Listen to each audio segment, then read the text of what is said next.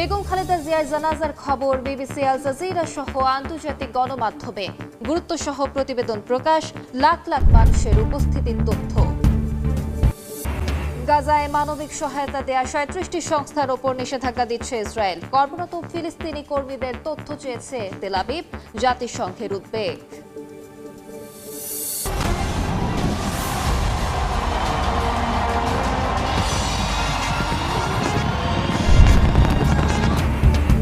খ্রিস্টীয় নতুন বছরকে বরণ করে নিচ্ছে বিশ্ব। দেশে দেশে জমকালো আতশবাজি, মনোমুগ্ধকর দৃশ্য উপভোগে ব্যাপক ভিড়। সংঘাত হানাহানি বন্ধ করে নতুন শুরুর প্রত্যাশা। বাংলাদেশের প্রথম নারী প্রধানমন্ত্রী বেগম খালেদা জিয়ার জানাজা ও দাফনের খবর উঠে এসেছে বিশ্ব গণমাধ্যমে। বিবিসি, আল জাজিরা, দ্য ডন এবং এনডিটিভি সহ বিভিন্ন গণমাধ্যম গুরুত্ব সহকারে খবর প্রকাশ করেছে।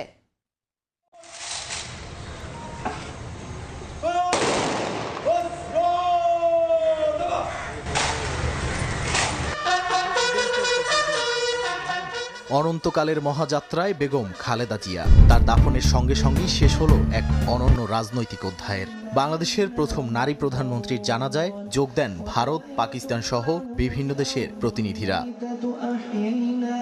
বেগম খালেদা জিয়ার জানাজা ও দাফনের খবর বেশ গুরুত্ব সহকারে প্রকাশ করেছে আন্তর্জাতিক গণমাধ্যমগুলো। ব্রিটিশ গণমাধ্যম বিবিসির প্রতিবেদনে তুলে ধরা হয়েছে সাবেক প্রধানমন্ত্রী বেগম খালেদা জিয়ার জানাজায় লাখ লাখ মানুষের উপস্থিতির তথ্য।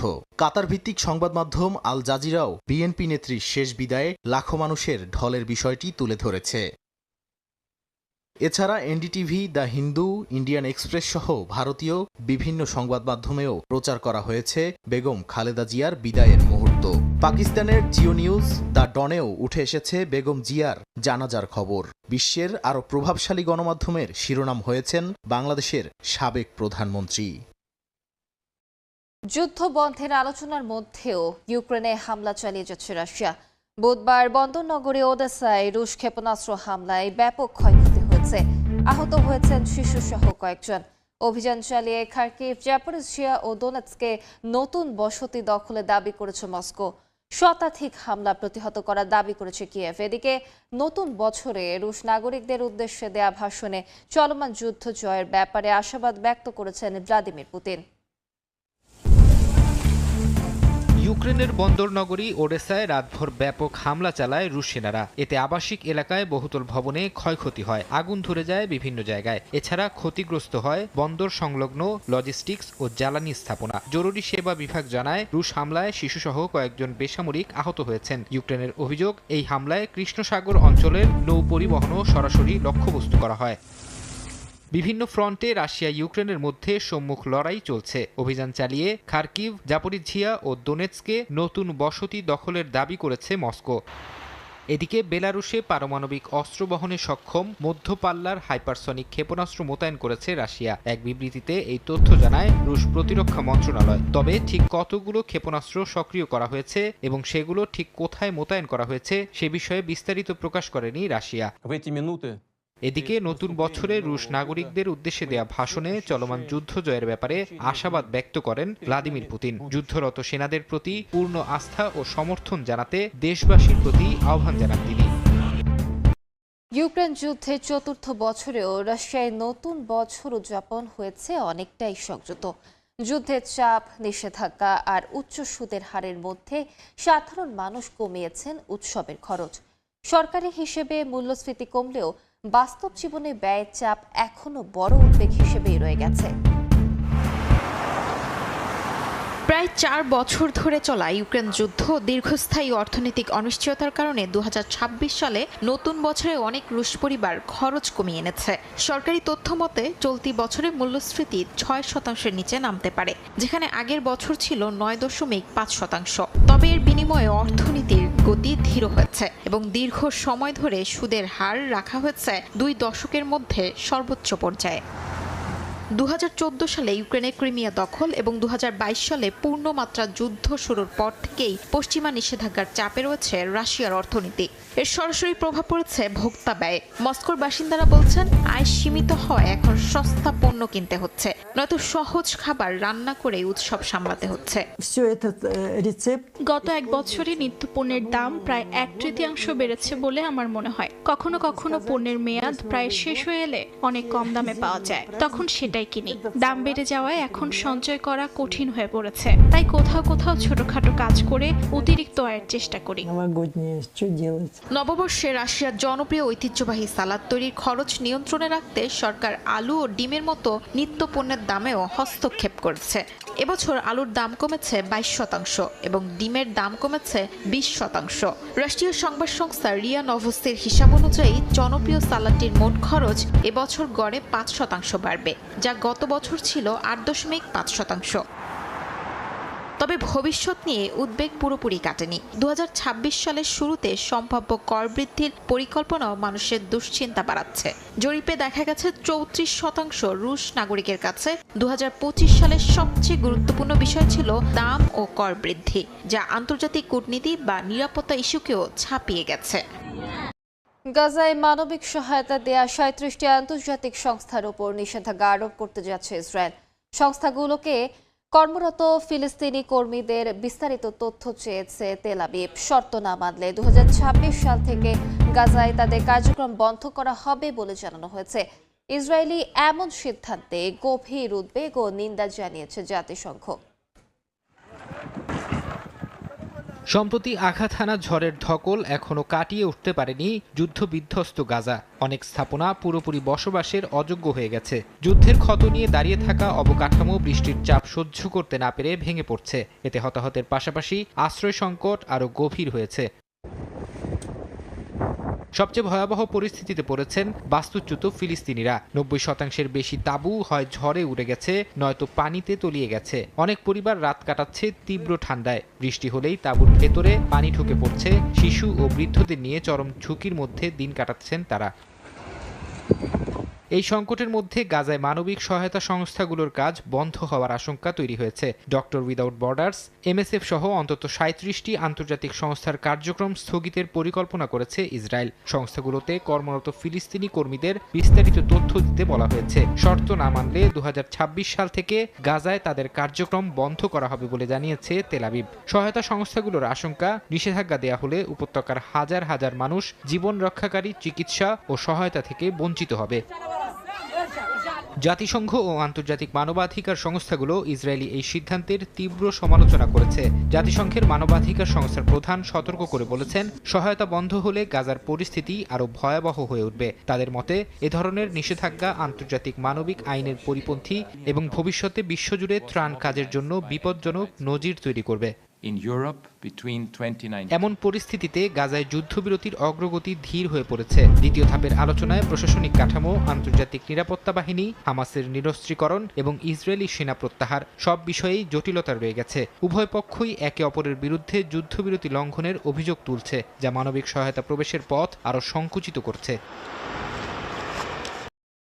সোমালিল্যান্ডকে স্বাধীন রাষ্ট্র হিসেবে স্বীকৃতি দিয়ে শুধু সোমালিয়ার সঙ্গেই নয়, আফ্রিকার হর্ন অঞ্চল এবং মধ্যপ্রাচ্যের কৌশলগত সমীকরণে বড় ধাক্কা দিয়েছে ইসরায়েল।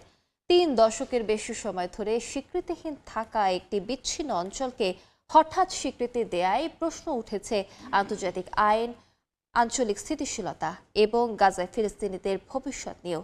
একদিকে সার্বভৌমত্বের লড়াই, অন্যদিকে লোহিত সাগর ও এডেন উপসাগরের নিয়ন্ত্রণ, সব মিলিয়ে তেল আবিবের এই সিদ্ধান্ত বিশ্বব্যাপী বিতর্কের জন্ম দিয়েছে।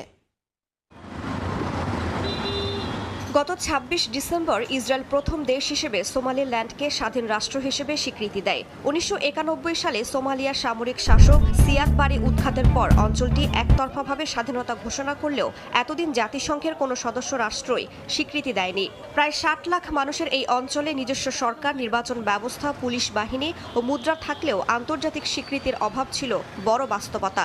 ইসরায়েলের সিদ্ধান্তকে সোমালিল্যান্ডের প্রেসিডেন্ট ঐতিহাসিক মুহূর্ত বললেও একে সরাসরি সার্বভৌমত্বে আঘাত হিসেবে প্রত্যাখ্যান করেছে Mogadishu. We also extend our thanks to সোমালিয়ার প্রেসিডেন্ট হাসান শেখ মোহাম্মদ আল জাজিরাকে দেয়া সাক্ষাৎকারে বলেন, গত ৩৪ বছর ধরে শান্তিপূর্ণ উপায়ে দেশ পুনরায় একত্রীকরণের চেষ্টা চালাচ্ছে সোমালিয়া। সেই প্রক্রিয়ার মাঝেই ইসরায়েলের এই অপ্রত্যাশিত ও অস্বাভাবিক স্বীকৃতি পরিস্থিতিকে আরও জটিল করে তুলেছে।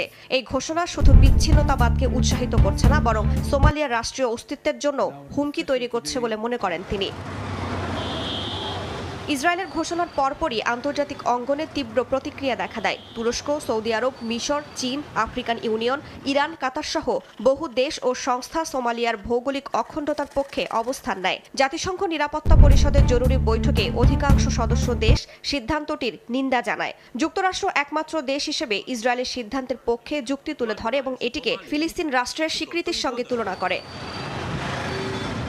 সোমালি গোয়েন্দা তথ্যের বরাতে প্রেসিডেন্ট মোহাম্মদ দাবি করেন, স্বীকৃতির বিনিময়ে সোমালিল্যান্ড ইসরায়েলের ৩টি শর্ত মেনে নিয়েছে: গাজা থেকে বাস্তুচ্যুত ফিলিস্তিনিদের পুনর্বাসন, এডেন উপসাগরের উপকূলে ইসরায়েলি সামরিক ঘাঁটি স্থাপন এবং আব্রাহাম অ্যাকর্ডসে যোগ দেয়া। তার অভিযোগ, সোমালিল্যান্ডে আগে থেকেই সীমিত ইসরায়েলি উপস্থিতি ছিল। নতুন স্বীকৃতি সেই গোপন সম্পর্ককেই প্রকাশ্যে এনেছে, যদিও ইসরায়েল ও সোমালিল্যান্ড এই অভিযোগ অস্বীকার করেছে।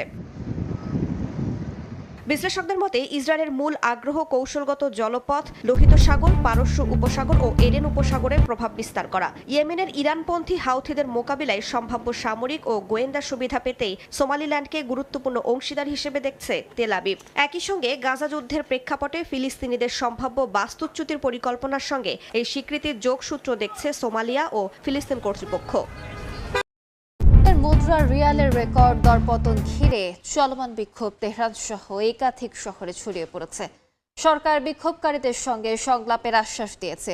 এরই মধ্যে পদত্যাগ করেছেন কেন্দ্রীয় ব্যাংক প্রধান। বিশ্লেষকরা বলছেন, যুক্তরাষ্ট্রের কঠোর নিষেধাজ্ঞা এবং রাজনৈতিক অনিশ্চয়তাই দেশটির অর্থনৈতিক পতনের মূল কারণ। একের পর এক নিষেধাজ্ঞা ও সংঘাতের চাপে নুয়ে পড়ছে ইরানের অর্থনীতি। জীবনযাত্রার মান কমে যাওয়ার পাশাপাশি দেখা দিয়েছে মূল্যস্ফীতি। দেশটির মুদ্রা রিয়ালের দর নেমে গেছে ডলারের বিপরীতে প্রায় 13,90,000-এ, যা দেশটির ইতিহাসের সর্বকালের সর্বনিম্ন মান।